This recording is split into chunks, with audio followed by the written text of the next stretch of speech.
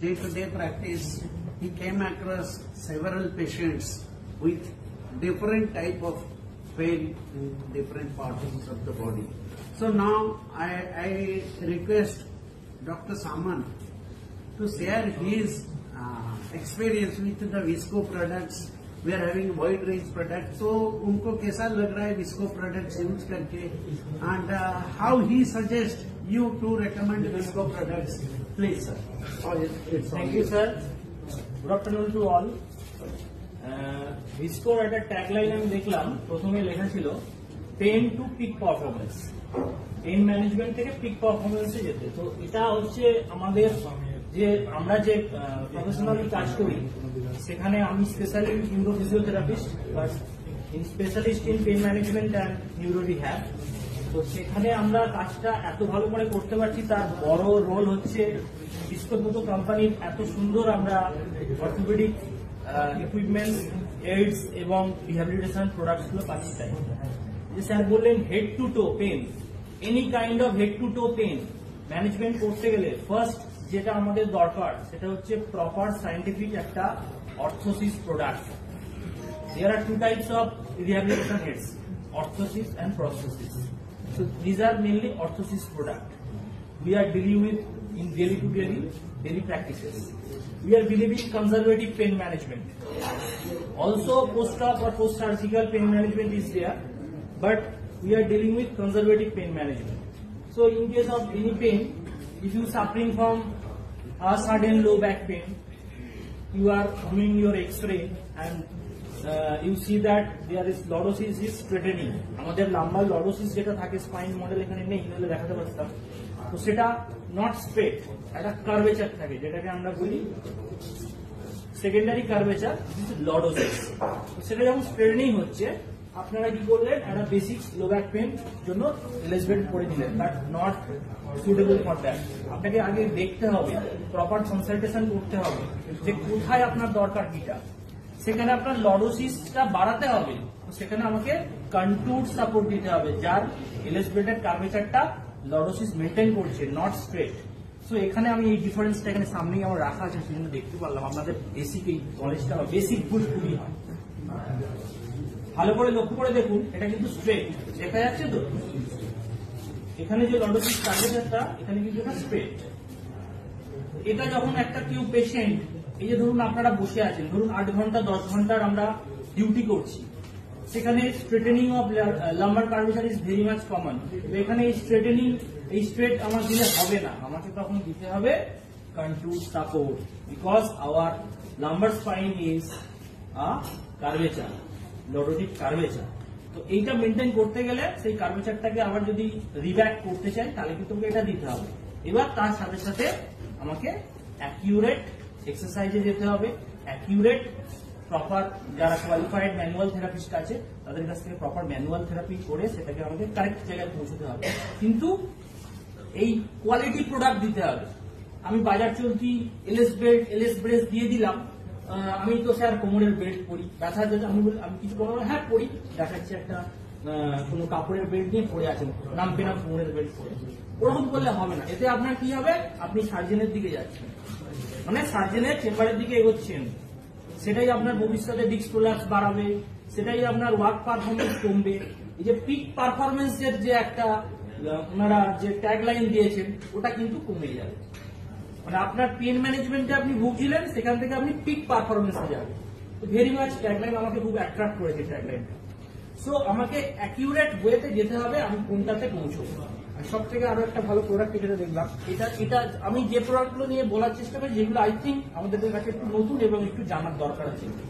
এটা হচ্ছে রম নি ব্রেস। এর ইউজেস ভ্যারাইটি লেভেলে, হাঁটুর ব্যথা হলে নি ক্যাপ করবো, নি ব্রেস করবো না, এর ইউজেসটা আমাকে জানতে হবে। এই নি ব্রেসটা আপনারা হয়তো দেখে থাকবেন কিছু কিছু স্পেসিফিক জায়গায়, কিন্তু এইটার ইউজেস যদি আমরা প্রপার জানি, এটা কিন্তু আমাকে প্রত্যেকটা জায়গায় কাজ করবে। পোস্ট সার্জিক্যাল ওয়েতেও কাজ করবে, বিশেষ করে প্যাটেলা ফ্র্যাকচার ইদানিং খুবই হচ্ছে। বয়স্ক মানুষ বাথরুমের স্লিপকে পড়ে গেছেন, প্যাটেলা ফ্র্যাকচার হয়েছে, সার্জিক্যাল ইন্টারভেনশন হয়ে গেছে, কেউআর ফিক্সেশন হয়ে গেছে, ডাক্তারবাবু বলেছেন নি ব্রেস করে রাখতে, রম নি ব্রেস অ্যাডভাইস করে দিয়েছেন। এবারে পোস্ট অফ যে রিহ্যাব হবে, আপনারা জানেন না যে কিভাবে আমরা স্টেপ বাই স্টেপ দেবো। একদিনে হাঁটু ভাঁজ করলে হাঁটু ভাঁজ হবে না। পেশেন্ট 6 মাস এই 6 সপ্তাহ কিছু করেনি, 6 সপ্তাহ পরে ডাক্তারের কাছে গেছে, ডাক্তার বলছেন আমি ফিজিও করুন, কিন্তু ওই যে 6 সপ্তাহ দরকার ছিল রং নি ব্রেসের গ্র্যাজুয়াল ইনক্রিজমেন্ট অফ নি ফ্লেক্সন, সেটা কিন্তু করা হয়নি।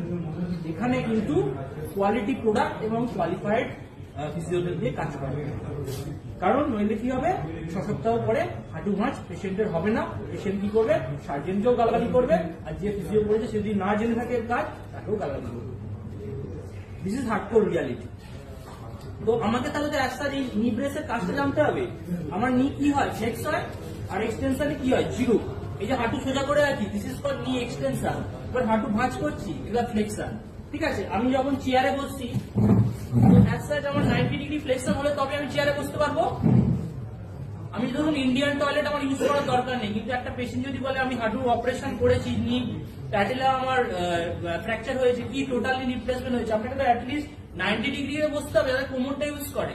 আপনাকে পেশেন্ট আপনার বেসিক নিডসটা চাইবে, daily activity of daily living, ADL activity চাইবে, যেন আমি নিজের বাথরুমটা নিজে বসে করতে পারি। তো সেই জন্য আপনাকে তো অ্যাটলিস্ট 90 ডিগ্রি ফ্লেক্সন আপনাকে করে দিতে হবে। তাহলে আপনাকে গ্র্যাজুয়ালি যেতে হবে, 30 ডিগ্রি, তারপরে 45 ডিগ্রি, তারপরে 60 ডিগ্রি, দেন 90 ডিগ্রি। তো সেইটা কিন্তু এই নি ব্রেস দ্বারা আমরা পসিবল, এবং disco made a good quality নি ব্রেস, এবং এটাকে আমরা তাহলে সেইভাবে আমাকে গ্র্যাজুয়ালি আমাকে ইউজ করতে হবে।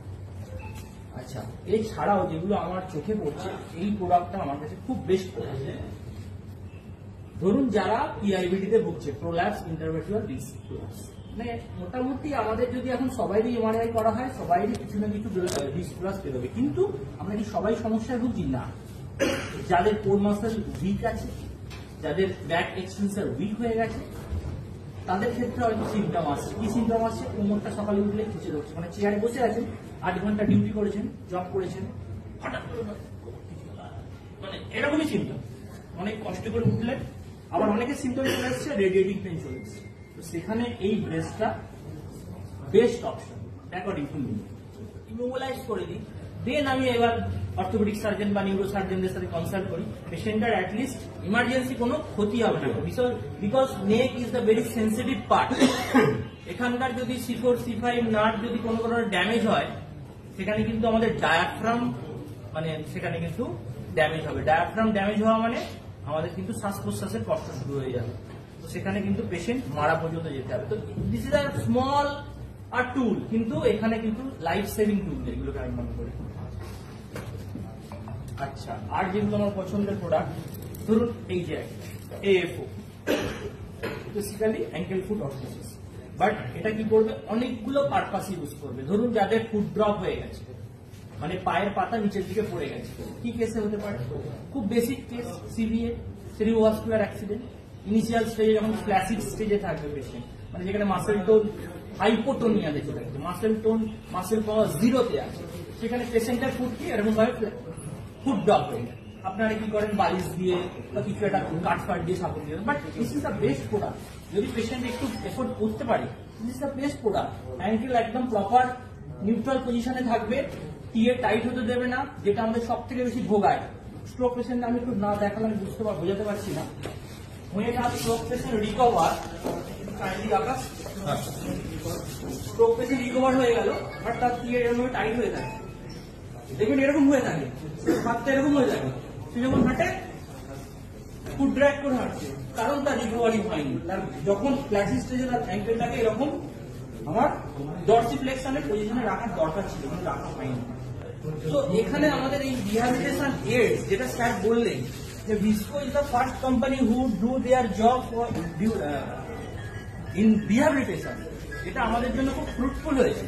কারণ আমরা ম্যানুয়াল থেরাপিস্ট, আমরা ম্যানুয়ালি সব কাজটা করতে পারবো না যদি আপনাদের কোনো কোম্পানি মানে কোয়ালিটি প্রোডাক্ট না থাকে। আমরা পেয়েছি বলে আজকে অনেক পেশেন্টের আমরা সার্জারি কমিয়ে দিয়েছি, অনেক পেশেন্টদের আমরা পোস্ট অফ সার্জিক্যাল রিকভারি আমরা অনেক ফাস্ট পাচ্ছি, এবং অনেক পেশেন্টদের পেন মানে পেনের জন্য যে ওয়ার্ক পারফরমেন্সের ডিলে হতো, সেটার কিন্তু ওই যে পিক পারফরমেন্স পাচ্ছে using this kind of orthopaedic products.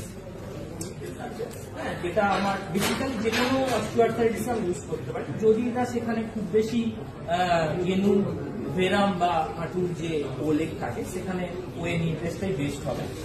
তো ভ্যারাইটি অফ এগুলো আছে, ও ডিটেলস আরো বলতে পারবে। আচ্ছা, যাই হোক, এই বেসিক্যালি আমরা সিলিকন হিল প্যাড এখন মোটামুটি আমার মনে হয় সবাইকে ইউজ করতে হবে আগামী দিনে, কারণ আমরা ফুটওয়্যার ভালো ইউজ করছি না, আমরা জামা কাপড় ভালো ইউজ করি, ফুটওয়্যারের দিকে আমরা নজর দিই না। আর foot curvature, medial arch support বা ফুট ফ্ল্যাট যাদের আছে তারা কিন্তু কোমরের ব্যথায় ভুগবে। আমার কাছে কোনো লো ব্যাক পেন নিয়ে বা নিবে নিয়ে পেশেন্ট এলে, মানে হাঁটুর ব্যথা কোমরের ব্যথা পেশেন্ট এলে, আমি তার পাটা চেক করি, পায়ের পাতা চেক করি, খালি পায়ে দাঁড়ান। তার মধ্যে 100টা পেশেন্টের মধ্যে আমি 90 জনের দেখেছি foot is flat. Foot flat হলে তার গ্রাউন্ড রিয়াকশন ফোর্স তার ভুলভাল আসবে, সেখান থেকে তার নি পেন, লো ব্যাক পেন শুরু হবে। তাহলে আমাকে কি করতে হবে, তার প্রপার মিডিয়াল আর্চ সাপোর্ট দিতে হবে বা প্রপার শক অ্যাবজর্বিং একটা সিলিকন হিল কিছু দিতে হবে। তার জন্য এই প্রোডাক্টটা খুব বেস্ট প্রোডাক্ট।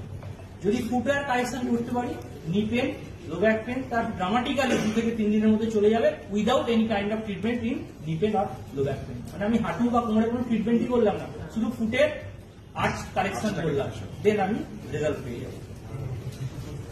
আচ্ছা, বেসিক্যালি তো অনেক প্রোডাক্ট আছে, বাট আমি যেগুলো খুব মনে করছি যেগুলো ইমার্জেন্সি দরকার, তো দেখুন এটা একটা ছোট্ট ইকুইপমেন্ট, বাট এখন মোটামুটি সবাই ইউজ করছেন।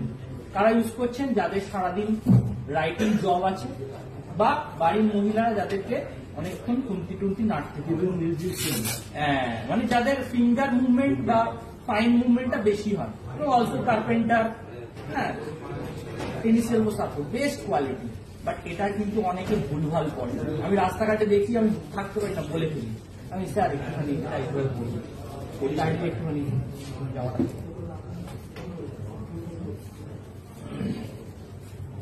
মানে এই যে কমন এক্সপেন্সার যে অরিজিনাল, সো অনেকে কি করছে, এইভাবে কোনির উপর এইভাবে পড়ে যাচ্ছে। না, এরকম করলে হবে না, আমাকে বুঝতে হবে আমার টেনিস এলবো হয়েছে, তার মানে আমার এই এক্সটেন্সার মাসেল এফেক্টেড হচ্ছে, তাহলে তার লোডিং আনলোডিংকে আমাকে কমাতে হবে। তাহলে আমার এই মাসেল বেলি, এই যে মাসেল বেলি আছে ম্যাক্সিমাম, তার উপরে আমি এই প্রোডাক্টের এইটা সাপোর্ট দেবো, তাহলে পরে কিনা প্রপার আমার কাজটা করবে।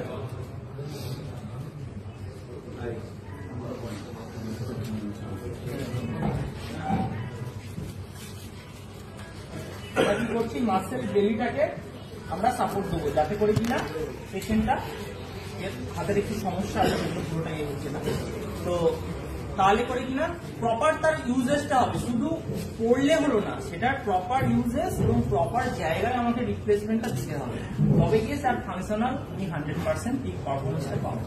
সেটা আমার টেনিস প্লেয়ারদের নামে হয়েছে টেনিস এলবো বলে, কারণ টেনিস প্লেয়ারদেরই ম্যাক্সিমাম এই মুভমেন্টটা আসছে। বর্তমানে হাউস ওয়াইফদেরও আসছে, যারা খুন্তি দিয়ে রান্না বান্নার বেশি পরিমাণ আছে, কাপড় কাচার ব্যাপার আছে, প্লাস যারা আমার কম্পিউটার জব করছে তাদের ক্ষেত্রেও আসছে, যাদের রাইটিং জব আছে তাদের ক্ষেত্রেও আসছে। ডে টু ডে লাইফে তো আমাদের মানে মাসেল পারফরমেন্স যত দিন যাচ্ছে মানে তার কমে যাচ্ছে না, আমরা এখন ফিজিক্যাল অ্যাক্টিভিটি কমে গেছে, আমাদের এখন ম্যাক্সিমাম মেন্টাল অ্যাক্টিভিটি এবং সিটিং জব বেশি, সেখানে আমাদের এই ব্যাপারগুলো কমে যাচ্ছে। কিন্তু অ্যাজ সাচ আমি এতগুলো প্রোডাক্ট নিয়ে তো এখন বলা আমার কিছু পসিবল নয়। Physiotherapist is required. आपका हड्डी के लिए तो जरूरी है, in every field for recovery stage physiotherapist is having a highest demand in the society right now.